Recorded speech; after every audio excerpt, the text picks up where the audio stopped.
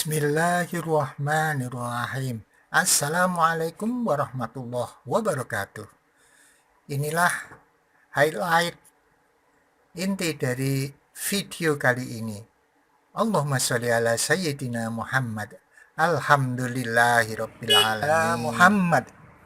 Allahumma sholli ala sayyidina Muhammad.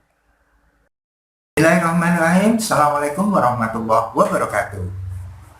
Bismillah, alhamdulillah. Allahumma sholli ala Muhammad wa ala ali sayyidina Muhammad kama shallaita ala Ibrahim wa ala ali Ibrahim. Sebelum saya sampaikan cerita ke-19, saya sampaikan quote-nya terlebih dahulu.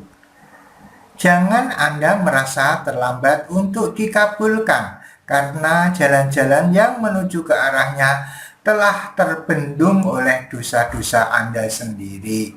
Jadi hati-hati Anda berbuat dosa itu bisa menghambat rezeki maupun dikabulkannya permohonan Anda. Baiklah, saya sampaikan cerita yang ke-19, yaitu tentang rekan saya yang menderita sakit setelah naik Gua Hira. Ya.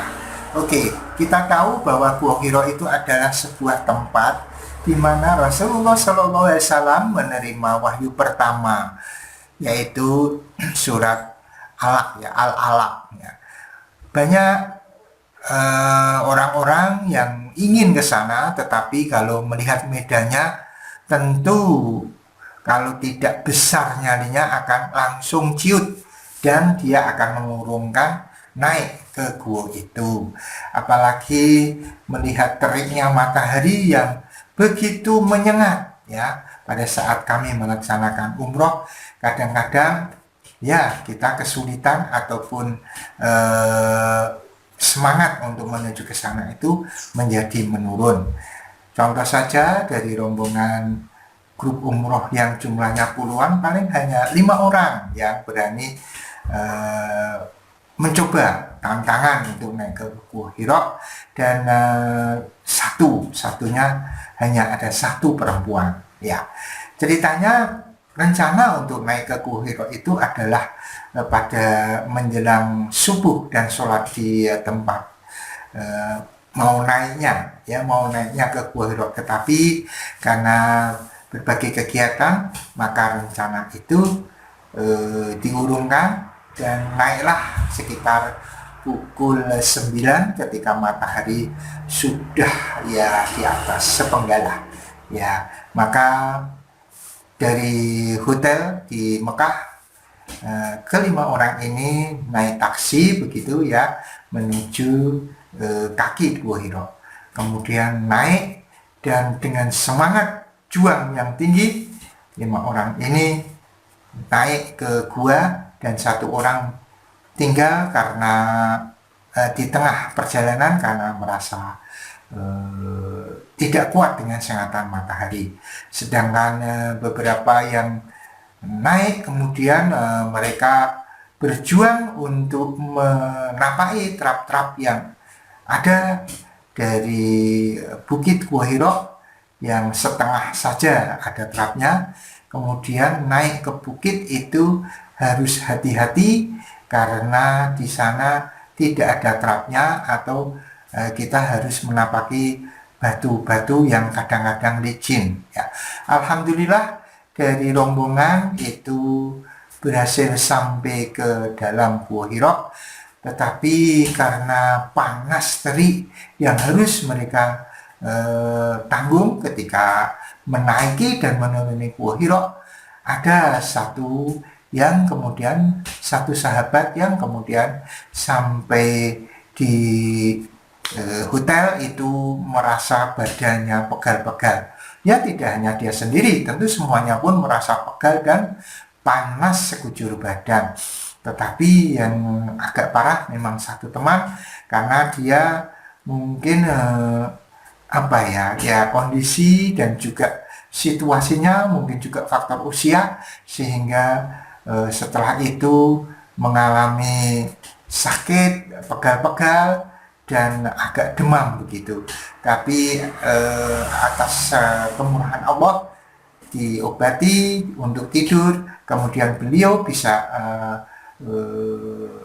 survive dan bisa sehat kembali, dan untuk melaksanakan ibadah-ibadah rangkaian kegiatan selanjutnya.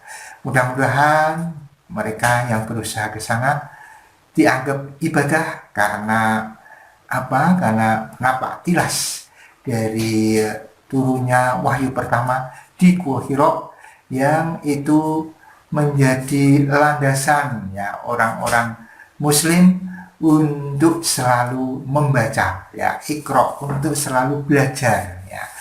Dan apa hikmah dari itu? Memang dalam suatu kegiatan, dalam suatu rencana itu dibutuhkan kematangan, perhitungan, dibutuhkan satu persiapan ya. Sudah dipersiapkan untuk naik Gua Hira, tetapi karena terik matahari yang begitu menyengat, bisa saja kemudian menjadikan badan itu menjadi ya pegal, menjadi demam dan sebagainya. Tetapi itu semua insya Allah dianggap ibadah oleh Allah Subhanahu wa Ta'ala. Wallahu a'lam bishawab. Mudah-mudahan berguna. Assalamualaikum warahmatullahi wabarakatuh. Bismillahirrahmanirrahim. Assalamualaikum warahmatullahi wabarakatuh. Bismillah, alhamdulillah, la haula wa la quwata illa billah. Alhamdulillah kita bisa berjumpa walaupun lewat dunia maya. Salawat dan salam marilah selalu kita sanjungkan kehadirat Rasulullah Sallallahu Alaihi Wasallam, Rasul pilihan Allah yang telah membawa kita minadul mati ilan nur, dari alam kegelapan menuju alam terang benderang. Mari kita awali dengan bacaan basmalah. Bismillahirrahmanirrahim. Kita tahu bahwa semua umat Islam tentu mau melihat atau mengunjungi tanah suci untuk berziarah ya ke makom Rasulullah SAW, dan juga untuk melaksanakan rukun Islam yang kelima, yaitu ibadah haji. Kita semua yakin dan percaya bahwa tanah suci merupakan anugerah bagi Allah untuk manusia, di mana merupakan satu wahana ya pertemuan umat Islam seluruh dunia saat itu. Kita semua tentu akan ingin sekali mengikuti kegiatan itu berupa haji. Kalau toh tidak haji karena terlalu lama untuk menunggunya, mungkin kita bisa berumroh ya. Kemudian kita juga tahu bahwa tanah suci ini banyak keajaiban di sana, banyak hal-hal yang di luar nalar begitu, tetapi itu semua adalah atas izin Allah Subhanahu wa Ta'ala.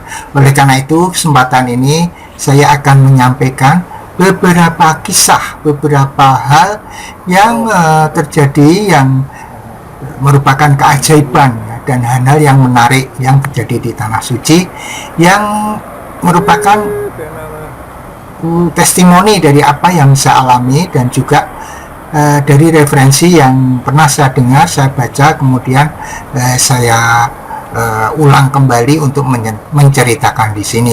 Tentu saja ini masih banyak kekurangan ya, tidak seindah apabila Anda bisa berkunjung ke tanah suci sendiri, tapi setidaknya mudah-mudahan memberikan motivasi akan kerinduan kita, terutama bagi yang belum pernah, yang sudah pernah ke sana pun sangat rindu ya untuk bisa hadir di tanah suci kembali ya.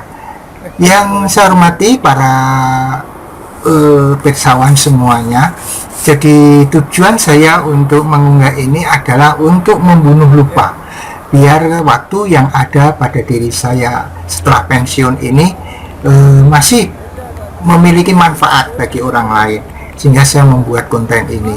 Kemudian saya juga ingin memiliki satu jejak digital yang mudah-mudahan nanti setelah saya meninggal bisa diputar kembali dan bisa bermanfaat bagi orang lain.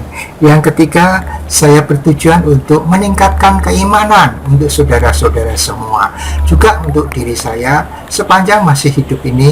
Mudah-mudahan iman kita tetap meningkat ya, sebagaimana Allah berfirman, a'udzubillahi minasyaitonirrajim, bismillahirrahmanirrahim, ya ayyuhalladzina amanu taqullaha haqqa tuqatih wa la tamutunna illa wa antum muslimun.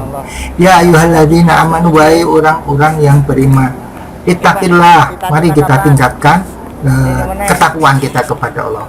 Wala tamutunna illa wa antum muslimun, jangan sampai kita meninggal selain memeluk agama Islam. Kita pertahankan keimanan kita, kita pertahankan keislaman kita, tidak hanya untuk diri kita, sampai anak cucu kita. Kemudian saya pesankan kepada anak cucu saya, kepada saudara-saudara sekalian, tegakkan sholat, tegakkan sholat, tegakkan sholat, sebagaimana Rasulullah berfirman, sabda Rasulullah Sallallahu Alaihi Wasallam, as-sholatu imaduddin, faman aqomaha faqad aqomaddin, wa man tarakaha faqad hadamaddin. Sholat itu tiang agama, siapa yang menegakkan agama, dia menegakkan sholat, atau ya menegakkan sholat, maka dia menegakkan agama. Jadi barang siapa yang meninggalkan sholat, maka dia adalah merobohkan agama.